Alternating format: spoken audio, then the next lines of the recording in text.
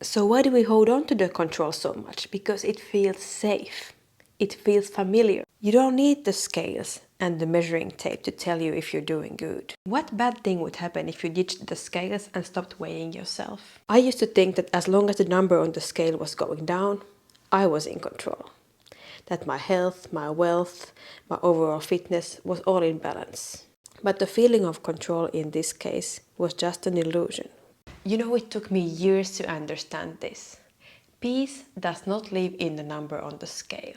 And I think it's time that we ditch the scales. What happens when the scales becomes our God and starts to control us is we put too much meaning on the number on the scales. We start to think about it a lot. Everything that we do on our wellness and fitness journey starts to revolve around, is this going to help me lose weight? Is this the right thing to do? Like, it becomes obsessive.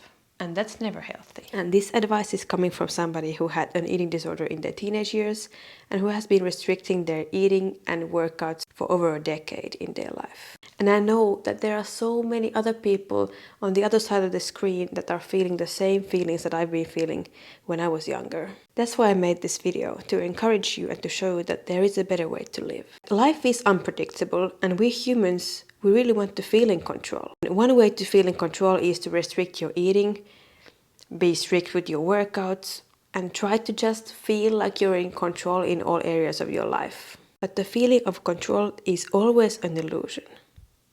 What I mean by this is, when we try to control something, we hold on to it tightly. We want to make sure that everything goes according to the plan. We put so much energy and effort into something that there's no room for enjoying our lives. There's no room to listen to our body's cues, to listen to what our body actually needs. When we try to control our wellness journey and control our weight like super tightly, we overrule our body's messages. And that's always a bad sign. Our bodies are wise. They tell us what they need. And overruling our body's signals is never good. It only leads us deeper into a hole. So why do we hold on to the control so much? Because it feels safe. It feels familiar. It feels like we are told to always be in control and stay in control. So that feels like we just have to do it. To be accepted, to be good, to succeed. But that's not the case. I think it's time to move on from control to nourishment. I stopped weighing myself and measuring myself a while ago because I couldn't see a point in doing that anymore. It just made me stressed. It made me too obsessed about the numbers. And I knew that the only way to succeed is to truly let go and be free.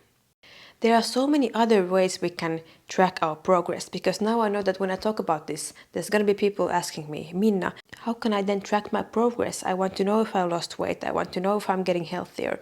I understand that, and that's completely valid. That's true. Of course you want to know. You're putting some effort in, you want to see the results. But there's so many other ways that we can track the results. You don't need the scales and the measuring tape to tell you if you're doing good. All you need is to get back to your body and listen to your body. But we are so disconnected from that it feels weird. It feels like we're letting ourselves go. And that's also another point. People always think that letting go of control is the same as letting yourself go, but that's not the case. It couldn't be further away from the truth. Because when you truly let go, you come back to yourself. You get back to who you are. You get the freedom and the power back. You get to enjoy your life again when you're not obsessing over some numbers. To finish up, I want to give you 5 practical steps that help you ditch the scales and focus on other things on your wellness journey. So number 1, think about the thought patterns that go through your head when you step on the scales in the first place. Like right before you step on the scales and right after you've seen the number. What are the thoughts that go through your mind? And what are the emotions you have in your body? Do you have anxiety? Do you have this nervous anticipation about what the number is going to be? Is it going to be good or bad?